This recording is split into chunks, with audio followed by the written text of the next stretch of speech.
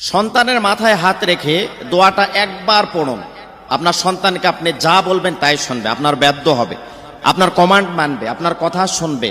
হাজারো ফোন আমাদের কাছে আসে, হুজুর আমার সন্তানটাকে আমি এত ভালোবাসি, যা চায় তাই কিনে দিই, যা চায় তার সব চাহিদা পূরণ করার চেষ্টা করি হুজুর, এরপরও বড় বড় চোখ করে আমার দিকে তাকায়, আমার কথা শোনে না, আমার বাধ্য নয়।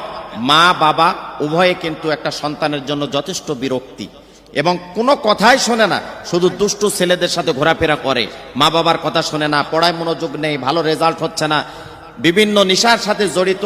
ওই সমস্ত অভিভাবকদেরকে খুব কান খাড়া করে শোনার জন্য বলবো যে আপনি এইভাবে যদি আমল করতে পারেন, আর ওই সন্তানকে যখন রাতের বেলা সন্তান ঘুমিয়ে পড়বে, আপনি ওই রুমের মধ্যে গিয়ে, না হলে খাবার সময় আপনার সন্তান যখন সামনে আসবে, না হলে স্কুলে যখন পাঠাবেন, তখন আপনি চুপি চুপি পড়ে যদি সন্তানকে ফোঁ দিতে পারেন, তাহলে ইনশাআল্লাহ আপনার সমস্ত কথাবার্তা এবং আপনার বাধ্য হবে, কোনো কথায় আপনার কথা ছাড়া সে এক ধাপ কোথাও যাবে না।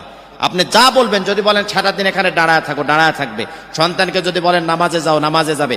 সন্তানকে যদি আপনি বলেন যে কোরআন তেলাওয়াত করুন, কোরআন তেলাওয়াত করবে। সন্তানকে যদি বলেন যে এই সময় তুমি প্রাইভেট করতে যাও, সন্তান প্রাইভেটে যাবে। সন্তান ভালো পড়াশোনা করবে। একা একা আপনার সন্তান মসজিদের দিকে দৌড়াতে থাকবে, আমলের দিকে অনেক দুর্বল হয়ে পড়বে, আমল করবে এবং ফজরের আগে ঘুম ভেঙে যাবে। আপনার সন্তানকে রাত 9টা 10টা দিকে 12টার দিকে ঘুমাতে যাবে না, এশার নামাজ পড়ে ঘুমাতে যাবে। প্রত্যেকটা কথা আপনার শুনবে এবং বদ কিছু অভ্যাস আছে, গভীর রাত করে ঘুমানো এবং সে 12টা 1টা বা 10টা 11টা 12টা পর্যন্ত দিনের ঘুমানো, এই যে বদ যতগুলো তার অভ্যাস আছে, সব অভ্যাস থেকে সে ফিরে আসবে ইনশাআল্লাহ।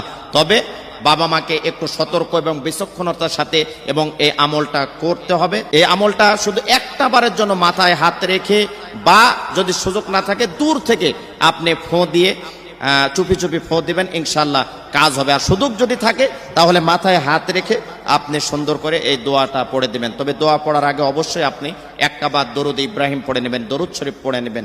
দরুদ শরীফ পড়ার পরে আপনি এই দোয়াটা পড়বেন যে সুবহানাল্লাহ, আলহামদুলিল্লাহ, লা ইলাহা ইল্লাল্লাহু, আল্লাহু আকবার।